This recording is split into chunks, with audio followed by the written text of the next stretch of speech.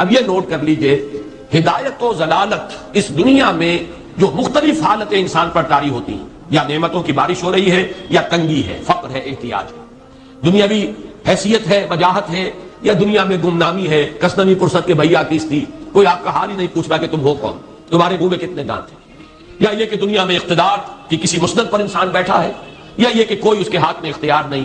یہ تمام جو حالات انسان پر طاری ہوتے ہیں، ان کے جواب میں جو طرز عمل فکری اعتبار سے اور عملاً انسان اختیار کرتا ہے، اس کے 4 درجے ہیں۔ پہلا درجہ ہے انتہائی گمراہی، ضل ضلالا بعیدا۔ وہ کیا ہے؟ اگر عزت ہوئی، نعمتیں ملی، فلاں دیوی یا دیوتا کی نگاہ کرم ہے، اس کی کرپا سے یہ ہو گیا، اور اگر کوئی تکلیف آ گئی، مصیبت آ گئی، معلوم ہوتا ہے کہ فلاں دیوی یا دیوتا ہم سے ناراض ہو گیا، یہ کالی دیوی کی طرف سے کوئی مصیبت آ گئی ہے، یا یہ کہ یہ لکشمی دیوی کی نگاہ کرم ہے کہ ہمیں دولت مل گئی ہے۔ یہ تو ہے شرک۔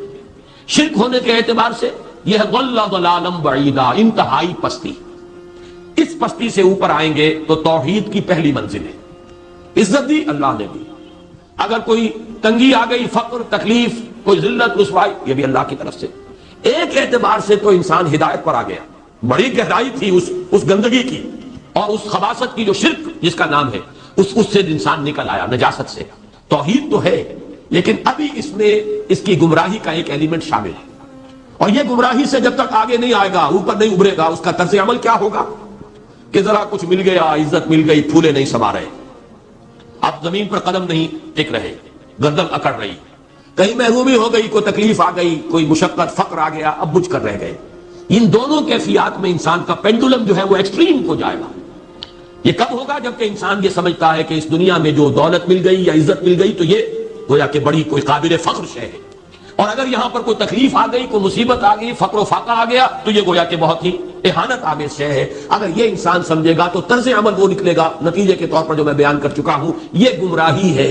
اس گمراہی سے نکلیں گے تو آپ کس مقام پر آئے؟ دوسری منزل ہدایت کی کیا ہے؟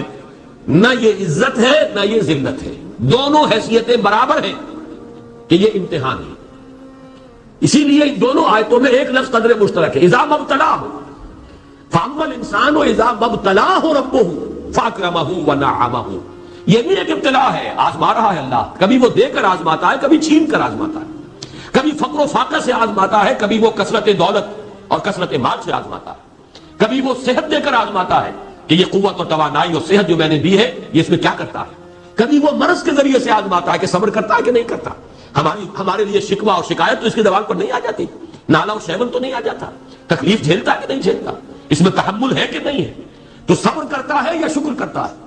یہ دونوں کیفیات در حقیقت اس اعتبار سے مساوی ہے، یہ بھی امتحان، یہ بھی امتحان۔ یہ حقیقت جب سامنے ہوگی، اب وہ پینڈولم جو ہے وہ بہت کم ہو جائے گا، یعنی انسان میں طبعی طور پر تو ایک اثر ہوتا ہے غیر اختیاری، کسی چیونٹی نے کاٹا آپ کے پاؤں پر، آپ اپنا پاؤں ہٹا لیں گے، اس میں کوئی ارادہ نہیں، یہ ریفلیکس ایکشن ہے، غیر اختیاری فعل۔ اس حد تک تو انسان ضرور متاثر ہوتا ہے، اس سے تو کوئی انسان جو ہے وہ بلند تر نہیں ہو سکتا۔ حضرت ابراہیم رضی اللہ تعالیٰ عنہ، حضور کے وہ نومولود فرزند، انتقال جب ہو رہا تھا، آپ کی آنکھوں میں آنسو آ گئے۔ اب یہ ایک طبعی اثر ہے، ایک فعل ہے، انفعالی کیفیت ہے جو بالکل طبعی ہے، لیکن یہ نہیں کہ اس کی وجہ سے انسان کی زبان پر کوئی شکوہ آ جائے، کوئی شکایت آ جائے، یہ نہیں ہوگا، یہ ایمان کے منافی ہے۔ اسی طریقے سے اگر کوئی خوشی ہوئی ہے تو چہرے کے اوپر ایک نکھار آ جائے گا، تبسم آ جائے گا، اس سے زائد نہیں۔ اس حد تک تو یوں سمجھیے کہ انسان کا طبعی تقاضا ہے۔ اس سے زیادہ یہ پینڈولم اگر سوئنگ کر رہا ہے تو گویا کہ اس حقیقت سے انسان محجوب ہے کہ یہ بھی امتحان ہے، یہ بھی امتحان ہے، جو ہم سورہ حدید میں پڑھ چکے ہیں۔ ما اصاب من مصیبت فی الارض ولا فی انفسکم الا فی کتاب من قبل ان نبراها ان ذلک علی اللہ یسیر لکی لا تعصوا علی ما فاتکم ولا تفرحوا بما آتاکم۔ اللہ تمہیں کچھ دے تو اتراؤ مت، اللہ تم سے کچھ چھین لے تو اس کے اوپر افسوس مت کرو۔ یہ نتیجہ ایمان کا نکلنا چاہیے۔ اگر تمہیں ایمان ہے اللہ پر، اگر تمہیں یقین ہے کہ جو کچھ ہوا ہے اللہ کے اذن کے بغیر نہیں ہوا، اگر تمہیں یقین ہے کہ اللہ نے جو میرے لیے طے کیا ہے اس میں میرے لیے خیر ہی ہے، چاہے فی الحال فی الوقت فوری طور پر مجھے ناگوار محسوس ہو رہی ہے بات، لیکن یقیناً میرے لیے اس میں خیر ہے میرے رب کی طرف سے، کہ ہر کے ساتھ یہ ماریخ عین الطاف است۔ ہم تو شارٹ سائٹڈ ہیں، ہم دیکھ نہیں سکتے کسی شے کو، ہم اس کے ظاہر کو دیکھ کر گھبرا اٹھتے ہیں کہ یہ تو تکلیف آ گئی، کیا پتا اسی کے پردے میں اللہ کی رحمت آ رہی ہے۔ میں نے وہ رئیس امروہوی کے اشعار آپ کو کئی دفعہ سنائے ہیں۔ وہ وقت آیا کہ ہم کو قدرت ہماری سعی و عمل کا پھل دے، بتا رہی ہے یہ ظلمت شب کہ صبح نزدیک آ رہی ہے۔ ابھی ہے کچھ امتحان باقی، فلاکتوں کے نشان باقی، قدم نہ پیچھے ہٹے کہ قسمت ابھی ہمیں آزما رہی ہے۔ رئیس اہل نظر سے کہہ دو کہ آزمائش سے جی نہ ہارے، جسے سمجھتے ہو آزمائش وہی تو بگڑی بنا رہی ہے۔ اسی آزمائش سے تو بگڑی بنے گی، اسی سے تو تمہارا خیر جو ہے اجاگر ہوگا، سامنے آئے گا، پتہ چلے گا who's who، what is what۔ ابو بکر میں کتنا یقین اور ایمان تھا، یہ کیسے معلوم ہوگا؟ کیسے معلوم ہوگا کہ بلال میں کتنا سہار، کتنا تحمل تھا، کتنا صبر تھا، اگر وہ مصیبت ان پر نہ آتی کہ جو امیہ ابن خلف کے ہاتھوں ان پر قیامت ٹوٹ رہی تھی۔ تو یہ ساری چیزیں جو ہے ما اصاب من مصیبت فی الارض ولا فی انفسکم الا فی کتاب من قبل ان نبرأ ان ذلک علی اللہ یسیر لکی لا تأسوا علی ما فاتکم ولا تفرحوا بما آتاکم واللہ لا یحب کل مختال فخور۔ اگر اس حقیقت سے محجوب ہو جاؤ گے تو پھر اختیال اور فخر اور گھمنڈ پیدا ہو جائے گا تمہارے اندر، یا دوسری طرف مایوسی، کمر ہمت ٹوٹ کر رہ جائے گی، خودکشی کرنے کو انسان آمادہ ہو جاتا ہے، ذرا کوئی ناکامی دنیا میں آ گئی، کوئی تکلیف آ گئی۔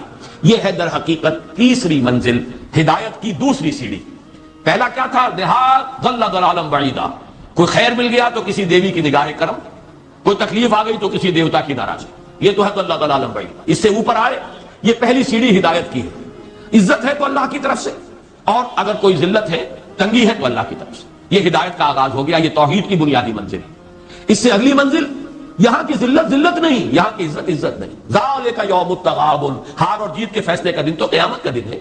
وہاں معلوم ہوگا جس کو اسرو عزت ملی وہ عزت والا ہے، جو اسرو ذلیل ہو گیا وہ ذلت والا ہے۔ یہ تو امتحان ہے، دارالامتحان ہے۔ خلق الموت والحیات لیبلوکم ایکم احسن عملا، یہ تو دارالامتحان ہے۔ امتحان ہونے کے ناطے دونوں برابر ہیں۔ اس سے اوپر ہے ایک چوتھی منزل، ہدایت کی تیسری منزل۔ وہ کیا ہے؟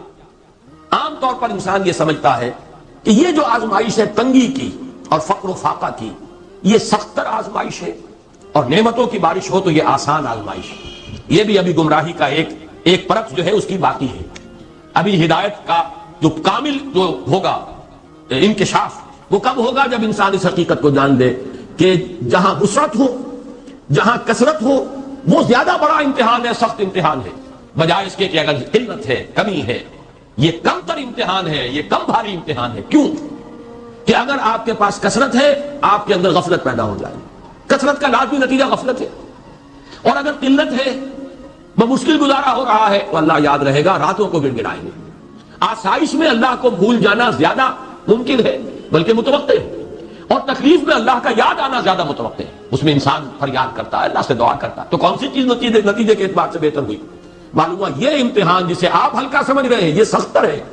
اگر اصل کامیابی قیامت کی اور آخرت کی ہے تو یہ امتحان زیادہ سخت ہے بنسبت اس امتحان کی، اگرچہ اس امتحان کی بھی ایک آخری شکل ہے جس کے بارے میں حضور نے فرمایا کاد الفقر ان یکون کفرا۔ لیکن عام حالات میں یہ سمجھ لینا چاہیے کہ یہ بھی امتحان، یہ بھی امتحان۔ لیکن اگر تنگی ہے، اس کے لیے بھی حدیث بڑی پیاری ہے، حضور نے فرمایا ما قل و کفا خیر مما کثر و الہا، اگر کم ہو لیکن کفایت کر جائے، ضرورت پوری ہو گئی، پیٹ کو جتنا درکار تھا جسم اور جان کا رشتہ برقرار رکھنے کے لیے اتنا مل گیا، نہیں کوئی کئی کورسز کے ڈنر کھائے ہیں، نہیں کوئی اس کے اندر جو ہے لذت ہے، لیکن یہ کہ بنیادی ضرورت پوری ہو گئی، کسی کے سامنے ہاتھ نہیں پھیلانا پڑا، کسی کے سامنے عزت نفس کو ہتھیلی پر رکھ کر پیش نہیں کرنا پڑا۔ ما قل و کفا، جو کم ہے لیکن کافی ہے، خیر وہ کہیں بہتر ہے اس سے مما کثر و الہا، جو ہو تو بہت لیکن اس سے غفلت طاری ہو جائے۔ الہاکم التکاثر، یہ تکاثر تو انسان کو غفلت کے اندر مبتلا کر دینے والی شے ہے۔ یہ ہے اصل میں کہ جس کے لیے تاریخی اعتبار سے نوٹ کر لیجئے واقعہ امام احمد ابن حنبل رحمہ اللہ، ان کی تاریخ کا، ان کی زندگی کا یہ واقعہ بہت ہی سبق آموز ہے۔